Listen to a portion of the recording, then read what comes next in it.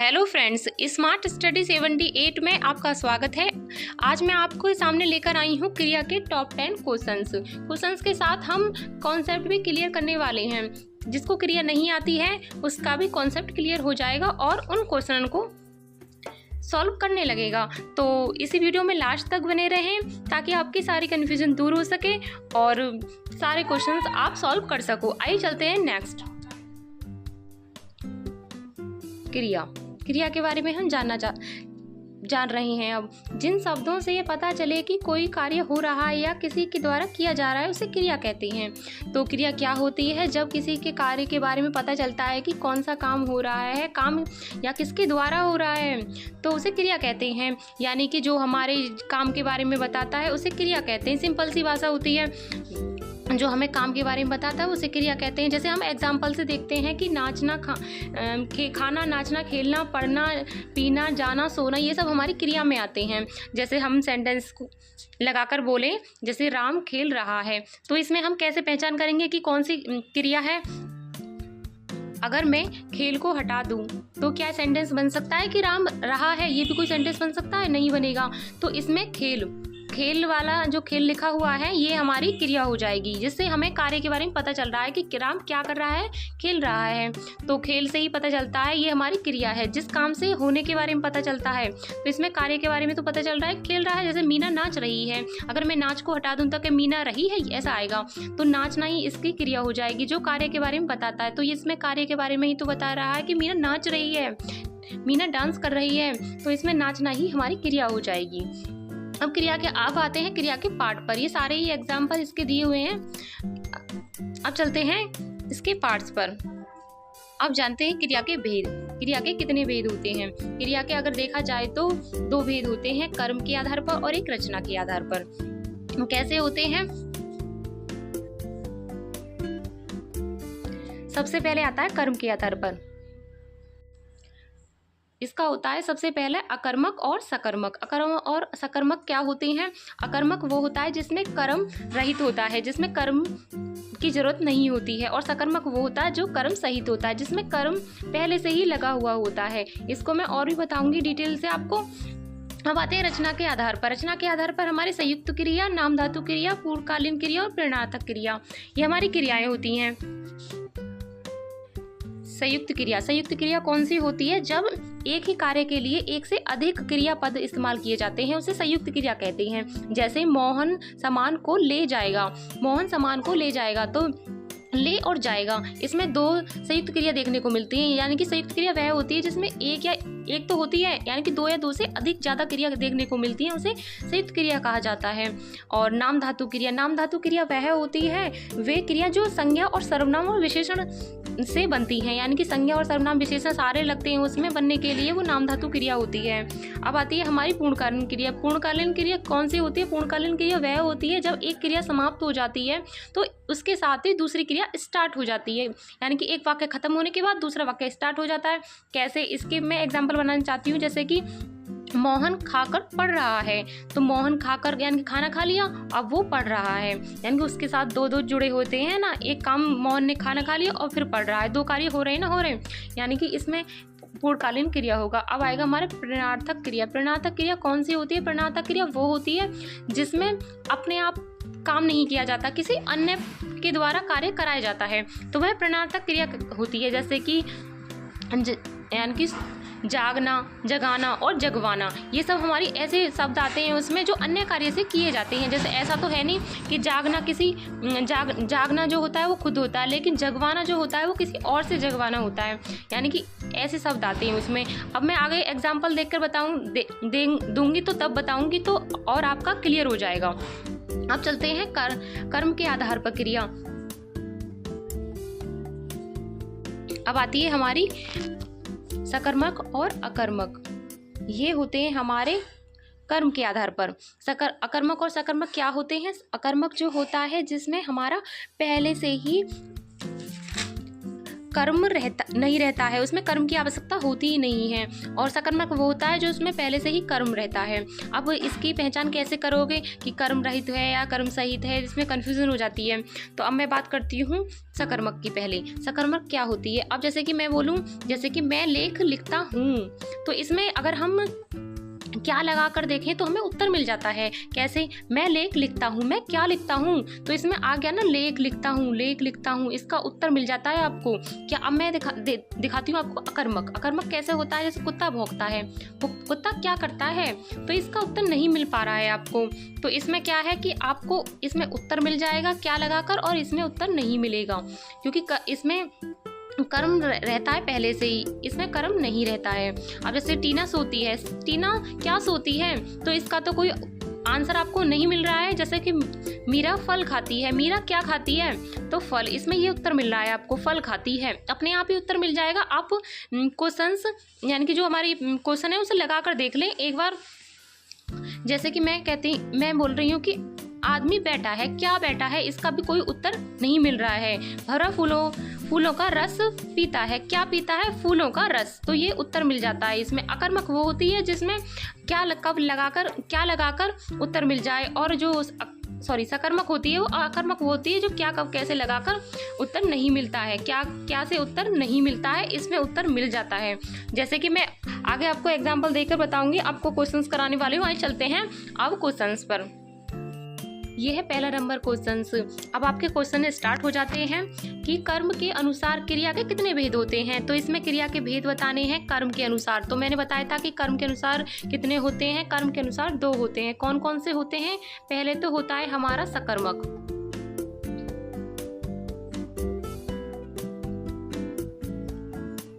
और दूसरा होता है हमारा अकर्मक। ये हमारे कर्म के आधार पर होते हैं, सकर्मक और अकर्मक। जिसमें कर्म पहले से लगा होता है, इसमें कर्म नहीं लगा होता, इसमें जरूरत भी नहीं होती, इसमें जरूरत होती है। तो ये 2 प्रकार के होते हैं। इसका करेक्ट आंसर होने वाला है बी। आइए चलते हैं नेक्स्ट क्वेश्चन नंबर 2। व्युत्पत्ति के अनुसार क्रिया के कितने भेद होते हैं।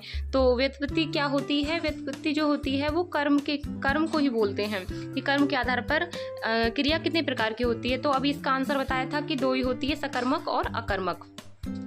इसका करेक्ट आंसर रहने वाला है बी। अब चलते हैं नेक्स्ट। तीसरे नंबर क्वेश्चन आता है कि यौगिक क्रिया के कितने भेद होते हैं। यौगिक क्रिया के कितने भेद होते हैं, तो इसका करेक्ट आंसर होने वाला है सी। यौगिक के जो क्रिया के जो भेद होते हैं वो 4 होते हैं। तो इसका करेक्ट आंसर होने वाला है सी। अब चलते हैं नेक्स्ट।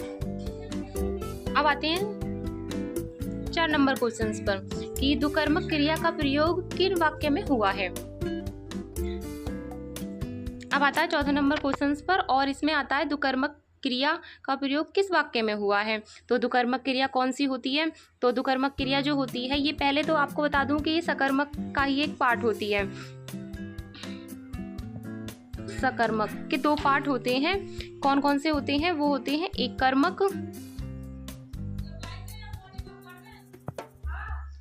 और दूसरा वाला होता है हमारा द्विकर्मक।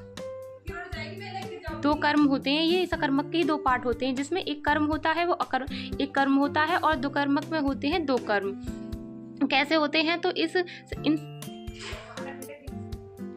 जैसे पहले वाला ऑप्शन है कि मामा ने मुझे पुस्तक दी, दूसरा वाला दादी ने कहानी सुनाई, श्वेता पढ़ने गई, विजय सो गया। तो इसमें सभी में हमारे एक कर्म हैं, इसमें भी और इसमें भी। इसमें हमारे मामा और पुस्तक 2 कर्म देखने को मिल रहे हैं। तो इसलिए इसका करेक्ट आंसर होने वाला है ए।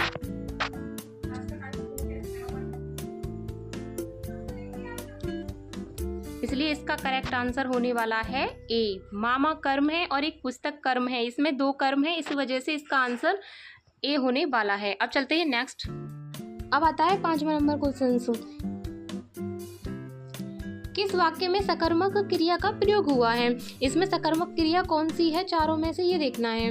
अब आपको मैंने क्या लगाकर बोला था, तो क्या लगाकर अगर उत्तर मिल जाता है वो उसमें सकर्मक होता है। अब स्टार्ट कीजिए। विवाह ने चिट्ठी पढ़ी, किसने चिट्ठी पढ़ी, विवाह ने, तो ये इसका आंसर तो पहले यानी कि सकर्मक क्रिया का तो यही बन रहा है बिल्कुल। सुषमा रोने लगी, तो सुषमा रोने लगी तो इसमें तो कोई कुछ बन ही नहीं रहा है। और घोड़ा दौड़ता है, घोड़ा भी, ये भी नहीं होगा। और निशान सो रहा है, इसमें भी उत्तर नहीं मिल रहा है हमको। अगर हमें इसमें उत्तर दिख रहा है तो फर्स्ट वाले में हमें इसमें ये वाले में उत्तर दिख रहा है कि विवाह ने चिट्ठी पढ़ी। क्या पढ़ी? चिट्ठी पढ़ी। तो इसका आंसर मिल जाता है। क्या लगाकर जिसका आंसर मिल जाता है वो हमारा सकर्मक क्रिया होती है, इसलिए इसका आंसर ए रहने वाला है। आइए चलते हैं नेक्स्ट। अब आता है 6 नंबर क्वेश्चंस पर। निम्नलिखित में अकर्मक क्रिया का उदाहरण कौन है? यानी कि इसमें अकर्मक क्रिया बतानी है कौन सी है। अकर्मक क्रिया वो होती है जिसमें क्या लगाकर उत्तर नहीं मिलता है। जैसे कि मैं बोलूँ पढ़ना, तो मैं बोलूँ वह पढ़ रहा है। क्या कर रहा है? पढ़ रहा है। तो इससे उत्तर मिल सकता है। लिखता है, वह क्या कर रहा है? लिखता है। इससे भी उत्तर मिल जाता है। कहना, वह क्या कहता है? तो कहने के बारे में बता सकता है। तो हंसना नहीं होगा इसमें, क्योंकि इसमें अकर्मक क्रिया हंसनी होगी। क्योंकि क्या हंसता है, तो इसका उत्तर नहीं मिल सकता है हमको, तो इसलिए इसमें हंसना होगी। जिसमें उत्तर नहीं मिलता है वह हमारा अकर्मक क्रिया होती है। तो वह हंसती है, मैं बोलूँ वह हंसती है। तो क्या इसमें उत्तर मिल रहा है आपको? इसमें उत्तर नहीं मिल रहा, तो ये उदाहरण भी आपका अकर्मक क्रिया का ही हो जाएगा, क्योंकि इसमें कोई उत्तर नहीं मिल रहा है। आइए चलते हैं हम नेक्स्ट। अब आते हैं 7वें नंबर क्वेश्चन पर। किस वाक्य में सहायक क्रिया का प्रयोग हुआ है? इसमें हमें सहायक क्रिया का प्रयोग बताना है कि कौन सी में सहायक क्रिया है। उसने बाघ मार डाला, मैंने गीत सुनाया, माँ ने कहानी सुनाई, मेरी दादी ने मुझे पुस्तक दी। तो इसमें कौन सी सहायक क्रिया है, इसके बारे में बताना है। सहायक क्रिया कौन सी होती है? सहायक क्रिया वह होती है जो मुख्य क्रिया की सहायता करती हैं। मुख्य क्रिया की सहायता कैसे करती हैं? किसी सेंटेंस को पूरा करने में जो हमारी सहायता करती हैं उसे सहायक क्रिया कहते हैं। जैसे कि उसने बाघ मार डाला, अगर मैं बोलूँ उसने बाघ, तो ये तो आधा ही हो गया। तो मार डाला, मार डालने से पता चलता है कि ये क्रिया पूरी हो गई है। तो इसका करेक्ट आंसर होने वाला है ए। इसका करेक्ट आंसर होगा ए। मैंने गीत सुनाया, ये तो पहले से ही पूरा है। माँ ने कहानी सुनाई, ये भी पूरा है। तो इसका करेक्ट आंसर होने वाला है ए। इसका करेक्ट आंसर होगा, ये आंसर आपका ठीक रहेगा। अब चलते हैं नेक्स्ट 8वें नंबर क्वेश्चन पर। मैंने रुपये दिलवाए, इस वाक्य में दिलवाए कैसी क्रिया है? मैंने रुपये दिलवाए, इसके बारे में, दिलवाने के बारे में बताना है कि कौन सी क्रिया है। मैंने बताया था कि जब क्रिया आप ना करके किसी और पे कराई जाती है तो वो हमारी प्रेरणार्थक क्रिया होती है। प्रेरणार्थक क्रिया बताई थी मैंने, जब आप खुद काम नहीं करते हो, किसी पर करवाते हो कि मैंने रुपये दिलवाए, उसे जगा दो, जगवा दो, ऐसे करके क्वेश्चंस, मतलब ऐसे करके जो प्रश्न बनते हैं ना, वो हमारे प्रेरणार्थक क्रिया में बनते हैं। तो इसका करेक्ट आंसर होने वाला है बी। अब चलते हैं नेक्स्ट